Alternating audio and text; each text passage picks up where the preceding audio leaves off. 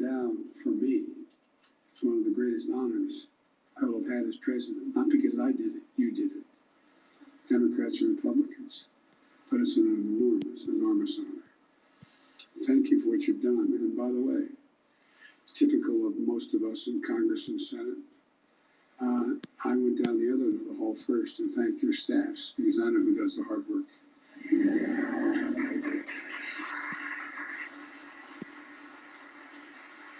Now they're down. They're at the other end. I thank them as well. May God bless you all, and may God protect our troops. Thank you. Now,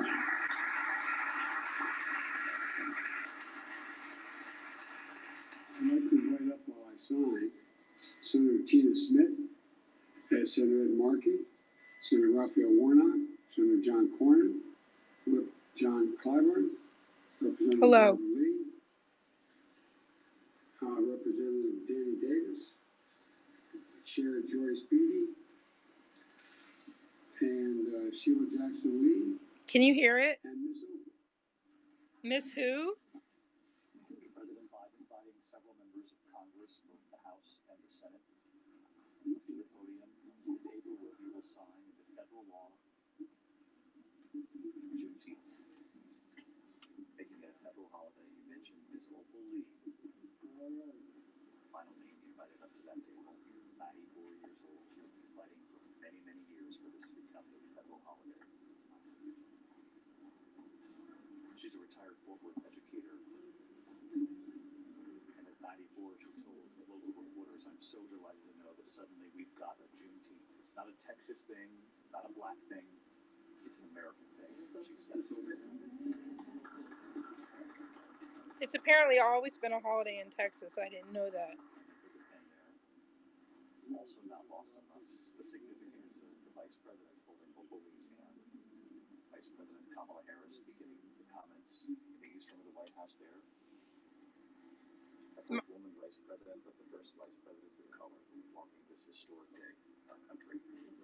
My feed is an hour behind. When this is... The President signs the bill, we took note of who he said he regretted not having in that room with him, his grandchildren.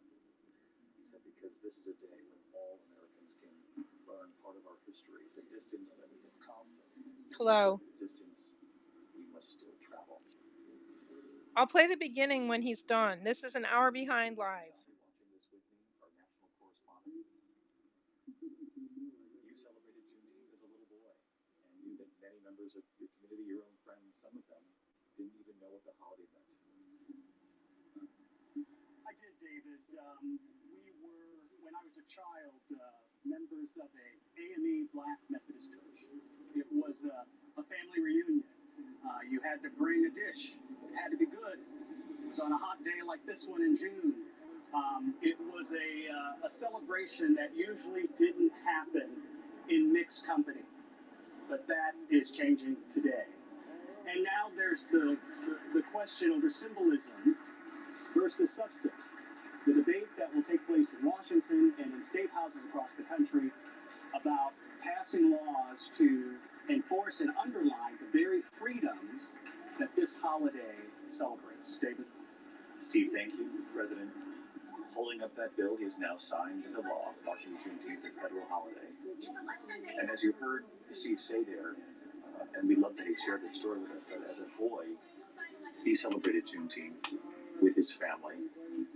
But it was a celebration that you wouldn't hold in mixed company.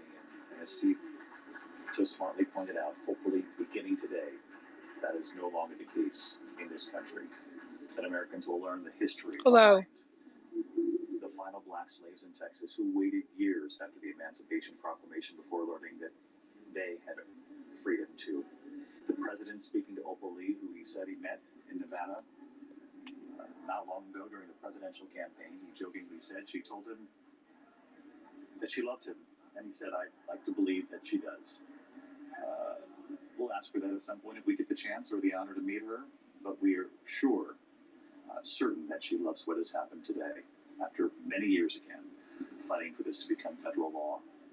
Steve alluded to this, Mary Bruce, our senior White House correspondent, that there is still a lot of work to be done. You cannot overstate the history of this moment, but also there remains work. The president assault on the sacred right to. There is a lot of work ahead. And David, you heard the president say this is a moment to celebrate. My feed is an hour behind live. With where we are as a country. Can you hear? Washington is finally coming together to make this a federal holiday, a moment that is long overdue. It is also, we are seeing these growing calls in Washington to back up this commemoration with really substantive action on bigger priorities. There is this federal push to guarantee voting access, as we've seen more than a dozen Republican states pass these stricter voting laws. This comes as we have seen a push by several states to limit how race and inequality is taught in American schools. And of course, as we still have not seen any big, grand, sweeping police reforms out of Congress, despite the year of racial reckoning that we have seen. So this is a moment to take stock, as the vice president said, to look around at the action and inaction that we've seen here in Washington. The president, Mary, thank you. The president inviting several members of Congress up to that table, as I mentioned. Vice President Kamala Harris pointing out that the Senate voted unanimously to make this a federal holiday. Bipartisan support overwhelmingly bipartisan, even in the House, though about a dozen Republicans or so voted against the idea.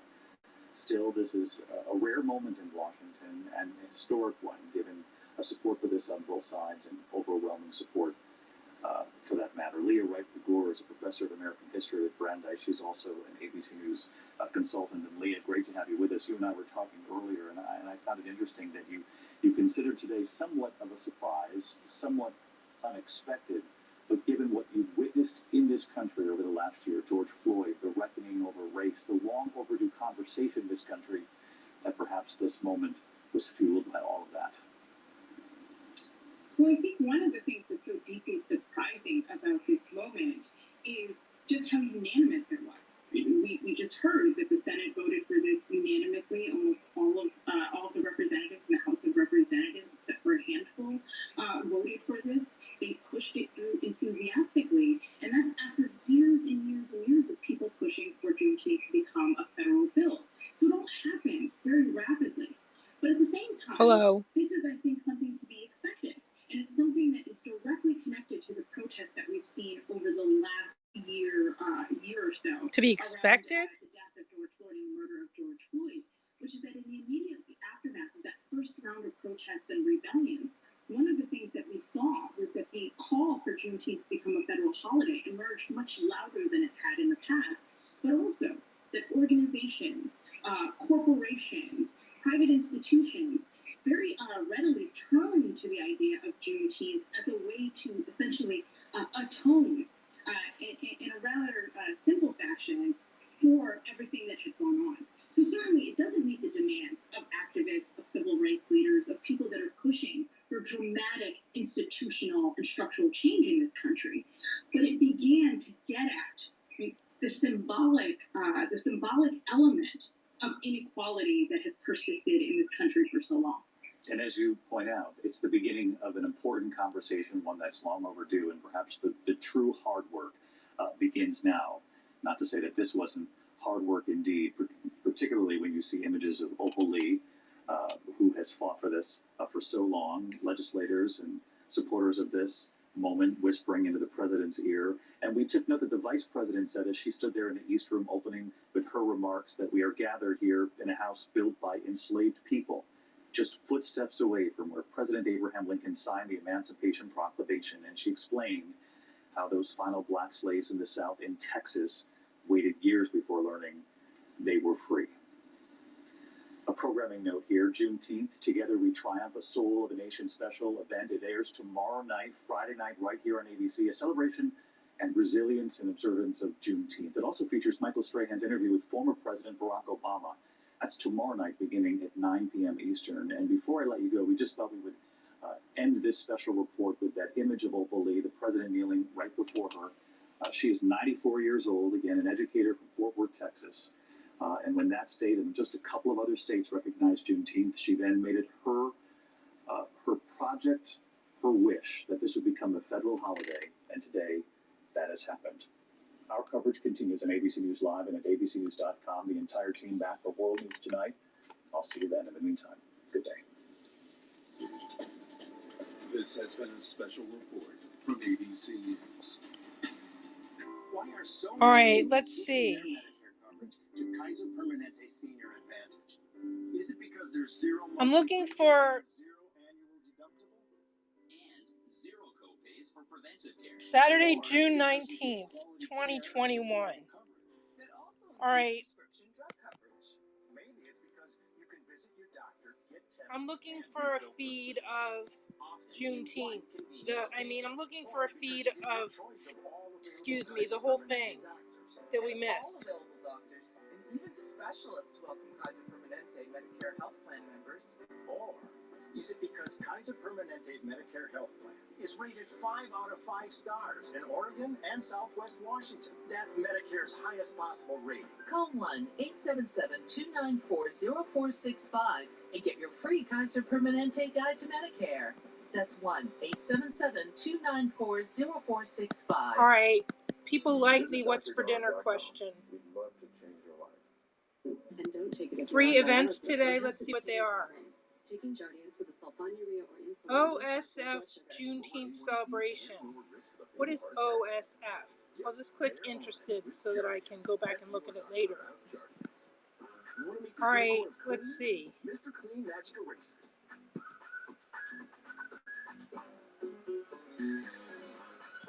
Over 100 ways to use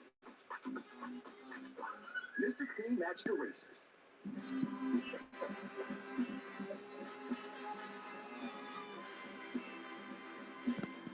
Let's try ABC News. ABC News.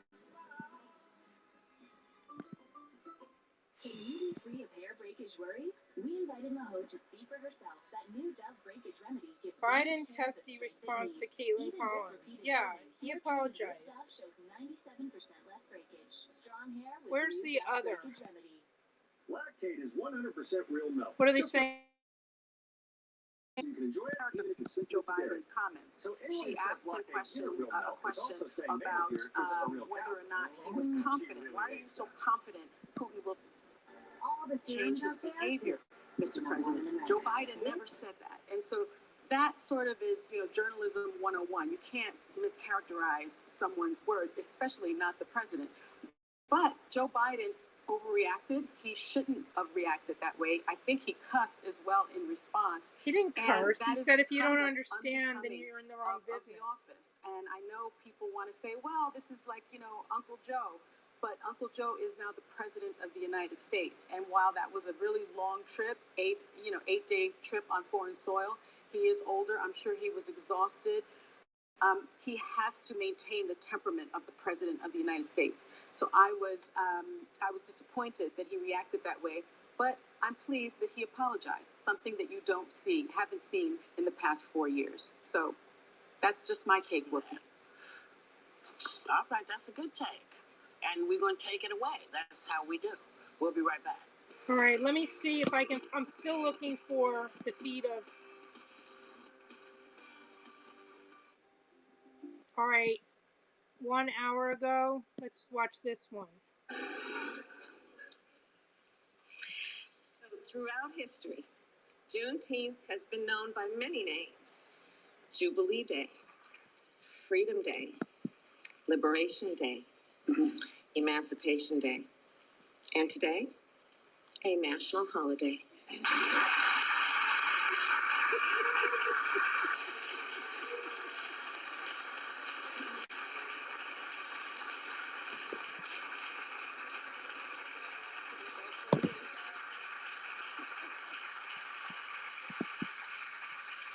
And looking out across this room, I see the advocates, the activists, the leaders who have been calling for this day for so long, including the one and only Miss Opal Lee.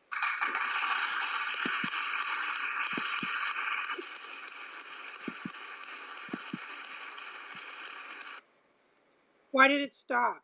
Wait.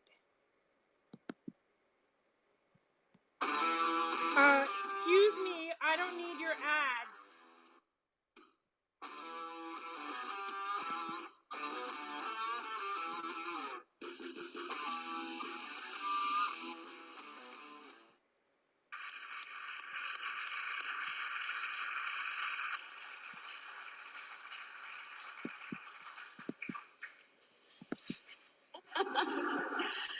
We just received a very special recognition from the President of the United States.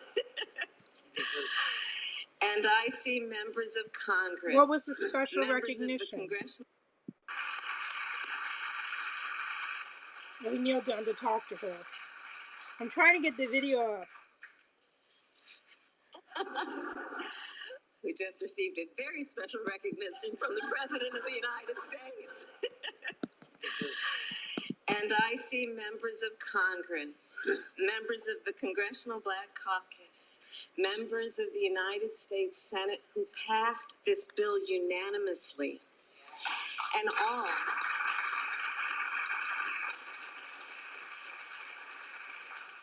of whom collectively were responsible for delivering this bill to the president's desk. And I thank you all. We thank you all. Your nation thanks you all.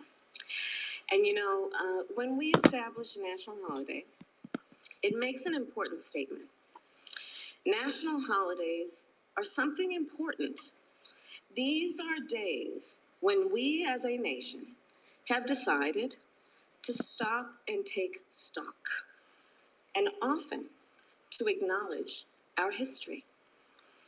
And so as we establish Juneteenth as our newest national holiday, let us be clear about what happened.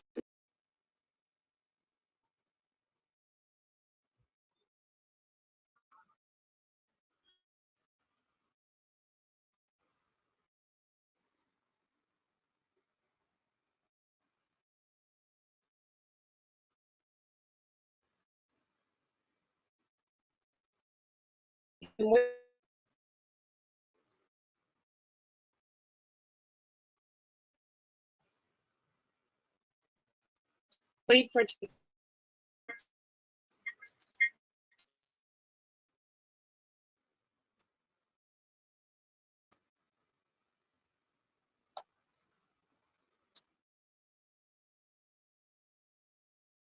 Summer day, 156 years ago, the enslaved people of Texas learned the news. They learned that they were free, and they claimed their freedom. It was indeed an important day.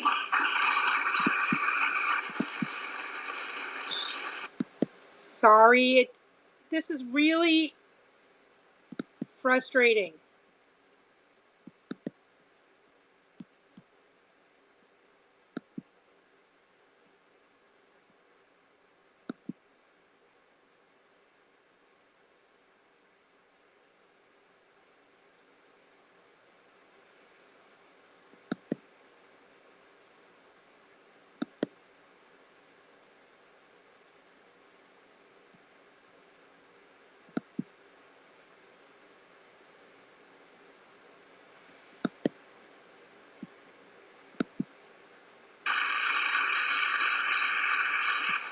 And still, let us also remember, that day was not the end of slavery in America.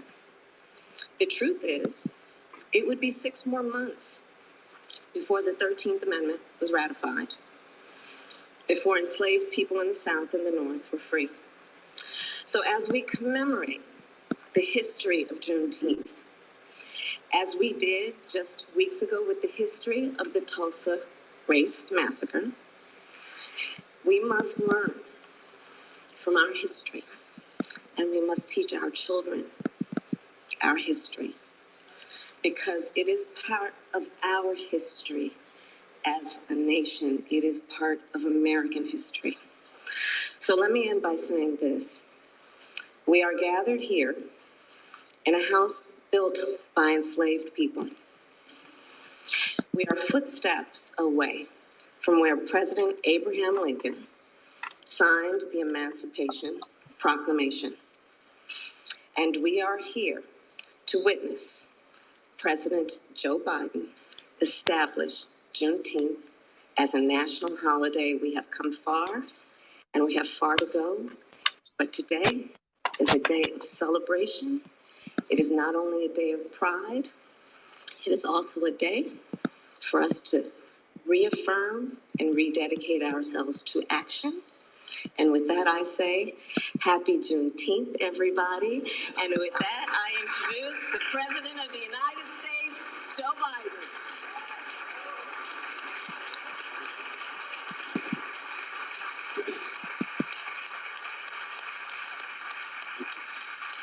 Thank you. Thank you, Madam Vice President. 156 years ago, 156 years, June 19th, 1865. John, thanks for being here. Major General of the Union Army arrived in Galveston, Texas to enforce the Emancipation Proclamation and free the last enslaved Americans in Texas from bondage. The day, as you all know, and repeat some of what was said, became known as Juneteenth. You all know that. A day that reflects what the Psalm tells us. Weeping may endure for a night, but joy cometh in the morning. Juneteenth marks both the long, hard night of slavery and subjugation and a promise of a brighter morning to come. This is a day of profound, in my view, profound weight and profound power. A day in which we remember the moral stain, the terrible toll that slavery took on the country and continues to take. What I've long called America's original sin. At the same time, I also remember the extraordinary capacity to heal, and to hope, and to emerge from the most painful moments in a bitter, bitter version of ourselves, to make a better version of ourselves.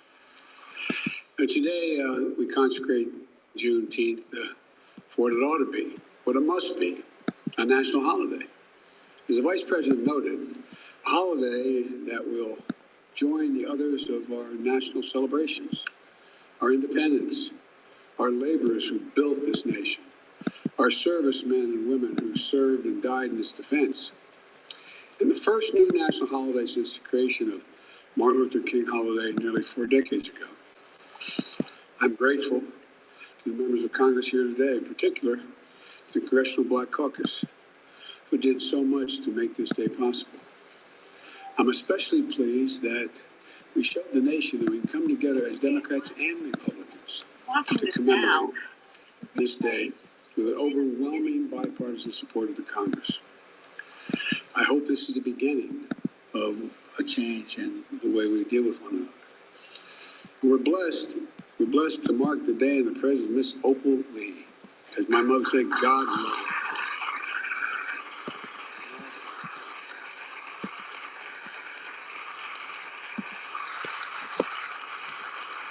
I had the honor of meeting her in Nevada more than a year ago. She told me she loved me, and I believed it. I want to believe it. Ms. Opal, you're incredible. A daughter of Texas, grandmother of the movement to make Juneteenth a federal holiday. And Ms. Opal is, you won't believe it, she's 49 years old. Or 94 years old. You are an incredible woman, Ms. Opal. You really are. As a child growing up in Texas, she and her family would celebrate Juneteenth. And Juneteenth, 1939, when she was 12 years old, a white mob torched her family home. But such hate never stopped her, any more than it stopped the vast majority of you I'm looking at from this podium. Over the course of decades, she's made it her mission to see that this day came. It was almost a singular mission. She's walked for miles and miles, literally and figuratively, to bring attention to Juneteenth, to make this day possible. I ask once again, we all stand and give her a warm welcome to the White House.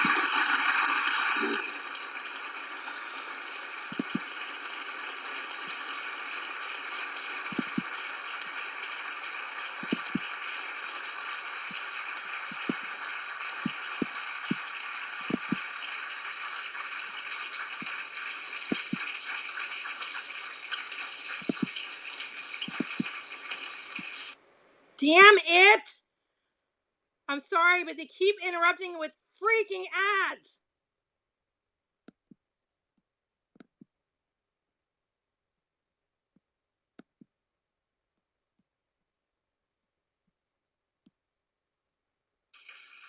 As they still say in the Senate, and I said for 36 years, if you excuse me for a point of personal privilege, as I was walking down, I regret that my grandchildren aren't here.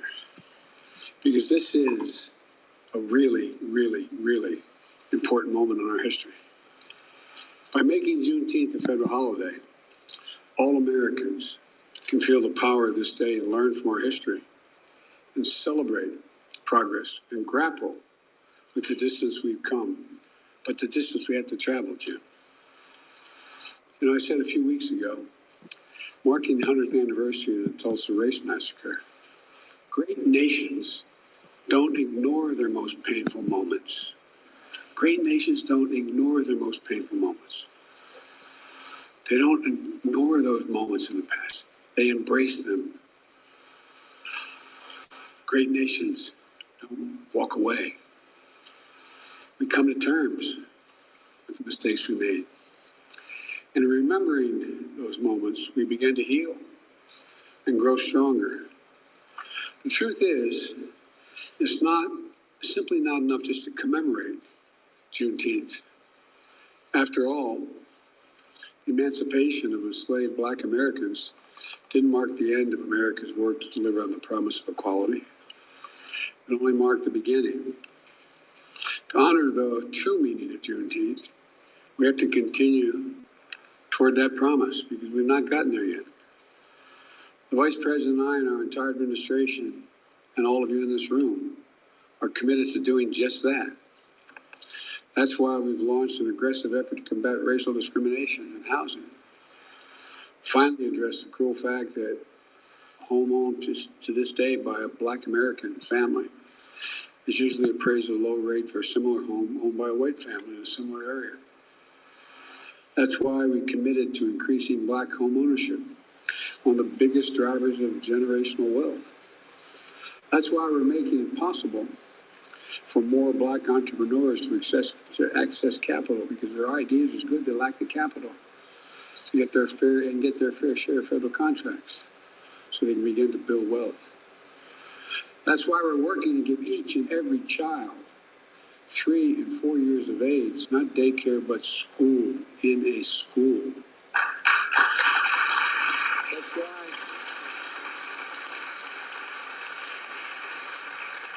That's why we're unlocking the incredibly creative innovation of the history of our historical Black colleges and universities, providing them with the resources, invest in research centers and laboratories to help HBCU graduates prepare and compete for good-paying jobs in the industries of the future. Folks, the promise of equality is not going to be fulfilled until we becomes real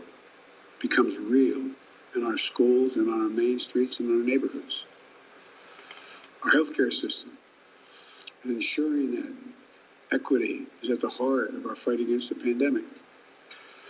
The water that comes out of our faucets and the air that we breathe in our communities, and our justice system, so we can fulfill the promise of America for all people, all of our people.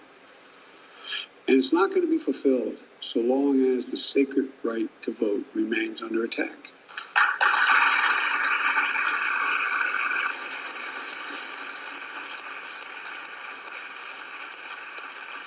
We see this assault from restrictive laws, threats of intimidation, voter purges, and more. An assault that offends the very democracy, our very democracy. We can't rest till the promise of equality is fulfilled for every one of us in every corner of this nation. That, to me, is the meaning of Juneteenth. That's what it's about. So let's make this very Juneteenth tomorrow the first that our nation will celebrate all together as one nation. A Juneteenth of action on many fronts. One of those is vaccinations. Tomorrow, the Vice President will be in Atlanta on a bus tour helping to spread the word like all of you have been doing on life-saving vaccines. And across the country this weekend, including here in Washington, people will be canvassing and hosting events in their communities, going door to door, encouraging vaccinations. We've built equity into the heart of the vaccination program from day one, but we still have more work to do to close the racial gap in vaccination rates. The more we can do that, the more we can save lives. Today also marks the 6th anniversary of the tragic deaths at Mother Emanuel Church in Charleston, South Carolina. A killer, motivated by hate, intending to start a race war in South Carolina. He joined his victims in a Bible study class, and he took their lives in a house of worship. It's a reminder that our work to root out hate never ends, because hate only hides. It never fully goes away, it hides. And when you breathe oxygen under that rock, it comes out. That's what we must understand, that Juneteenth represents not only the commemoration of the end of slavery in America more than 150 years ago, but the ongoing work that had to bring true equity and racial justice into American society, which we can do. In short, this day doesn't just celebrate the past. It calls for action today. I wish all Americans a happy Juneteenth.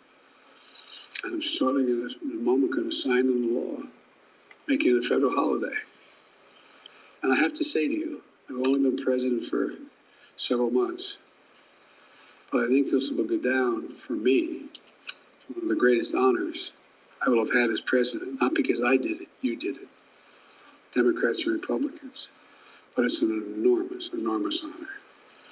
Thank you for what you've done. And by the way, typical of most of us in Congress and Senate, I went down the other end of the hall first and thanked your staffs, because I know who does the hard work.